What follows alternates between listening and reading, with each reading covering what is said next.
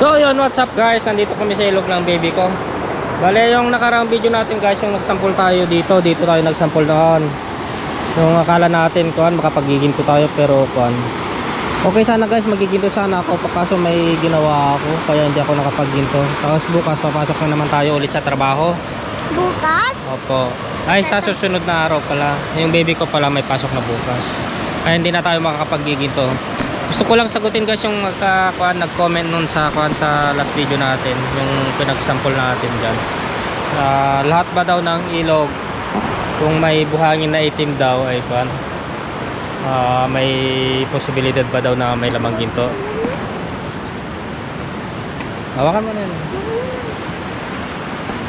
Hindi po lahat ng guys ng ilog na may buhangin na na itim may ginto po. Depende po sa ilog natin kung may lamang ginto talaga.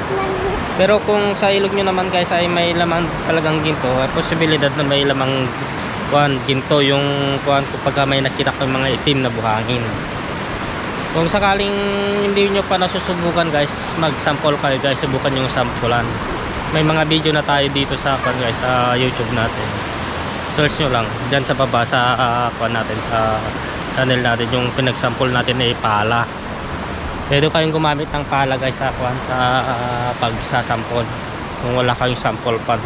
Yung pinagsasample namin kasi guys, yung pinaglilinis talaga ng ginto, ang tawag namin doon. Yung bilog ay guys, yung ginagamit ko, hindi ko kasi dala. Ang tawag doon sample pan. Ayun. Dito sa amin guys, lahat dito sa gilid ng ng ilog. May, hindi naman guys, hindi naman porket may itim guys na mga ganyan ay may laman na agad. Kumbaga ito ay buhanginan. Hindi naman papaibabaw yung ginto guys, papailalim siya. Pwede siguro sa ilalim niyan pag hinukay. Doon sa pinakailalim niya pagka may itim-itim pa doon. Nakarami na yung kamay mo May bukasa naman. Ang talaga guys, dyan sa gitna may laman talaga, pero mahirap kuhanin kasi sa sa gitna yan. Pagka papalahin mo, mahulog yung papala mo dito. Kunin mo na ito naka.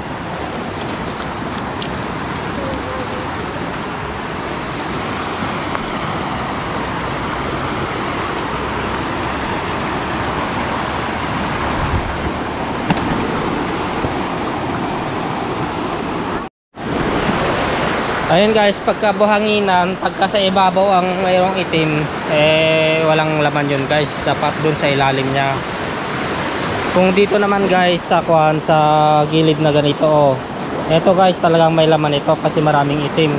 Ito sa mga sa ba to, damo, sa mga ugat niya, yan, kumakapit yan yung mga ginto. Dito naman sa gitna, naman guys, meron din yan, pero dun din sa bandang ilalim kasi ang ginto kasi pagka habang nagagalaw yan, lumalalim yan, dito sa gilid, ito meron yan mga laman dyan guys, meron mga laman ito, pero mahirap lang kuhanin kasi mabato nga mabato, tapos madamo pa. Doon sa kabila naman guys, doon maganda din doon kasi buhanginan yun, pero sa ibabaw niya dapat mukain mo muna dun sa bandang ilalim niya ang kuhanin mo. Pero meron din sa ibabaw guys, pero pinong-pino na siya. Pero pagka marami kang yung pa-placer na tawag sa amin, pa-placer, talagang makakaipon ka din kahit konti lang. Kahit konti lang yung sample niya, pagka marami kang na-placer, marami ka talaga may ipon. Noon kami naggiginto sa taas. Nak, wag mong ihawak yung kamay mo dyan sa sapin mo kung madumi. Pero dito guys, sa bandang dito sa pinagtatayuan ko, pinagkuhanan na namin dati, kaso nakargahan na naman ulit.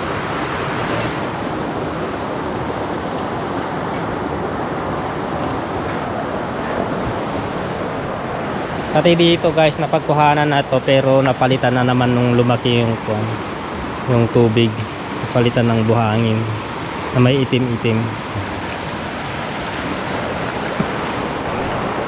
Doon sa taas, doon kami talaga nagtitinda sa taas doon. Halos lahat dito naman guys, mayroong laman dito sa gilid dito, sa gitna, sa gilid doon. Pero depende na lang guys yung kuan laman niya kung marami o konti. Okay. Meron din yung marami pero mahirap kunin. Pero meron din yung kuan, konti lang pero madaling kuhanin, katulad ng mga buhanginan din sa kabila. Konti lang yung laman niya pero kuan. Pero madali lang kuhanin. Pero dito naman sa guys, sa ilog, sa gitna ng may tubig, ano, maraming laman pero kuan, mahirap kuhanin. Mahirap yung pagpwestuhan. Tapos dito sa gilid, marami ding laman pero kuan, mahirap kuhanin kasi mabato. Ganon. Choice mo na lang guys kung anong gusto mong pagkuhanan. Kung doon sa madaling kuhanin pero konti lang yung laman, o doon sa maraming laman pero mahirap kuhanin.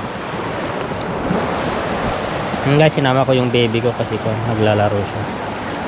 May coach siya, naglalaro lang siya, niyaya niya akong lumabas para kuhan, maglaro lang sana itong remote na sasakyan niya, pero kung nagdiretso kami dito, mag-update na rin ako kasi hindi pala kung kapag-gigin ko ngayon.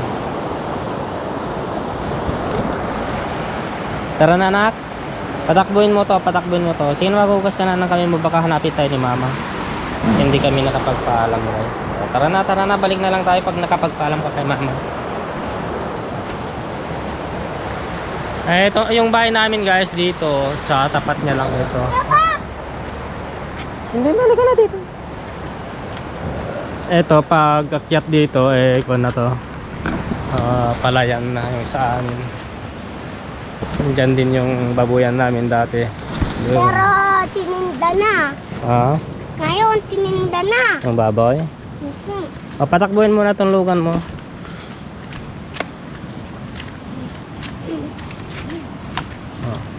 Ayun yung mga bahay namin guys doon. Namasyal lang kami dito.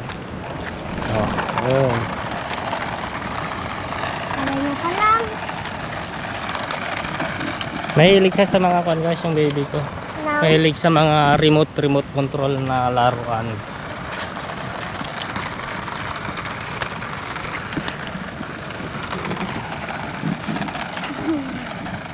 Balikon pa lang guys, maaga pa lang ngayon. Upload ko na lang siguro mamayang hapon ito.